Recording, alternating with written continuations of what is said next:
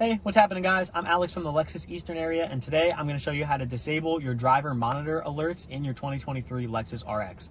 Now, what you're going to notice in some of these 2023 RXs, they're going to come equipped with this driver monitor sensor here behind our steering wheel. Essentially, this driver monitor sensor is going to be constantly monitoring the infrared in the driver's eyes to make sure that you're paying attention, as well as give you some of your safety features, such as lane change assist, traffic jam assist, and things like that.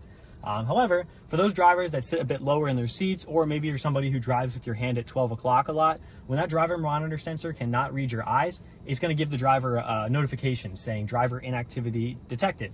And so, good message for those who aren't paying attention, but to those of you that do drive at 12 o'clock, or like I said, sit a bit lower in your seat, that can obviously be a bit annoying. So I'm going to show you how to disable that message here today.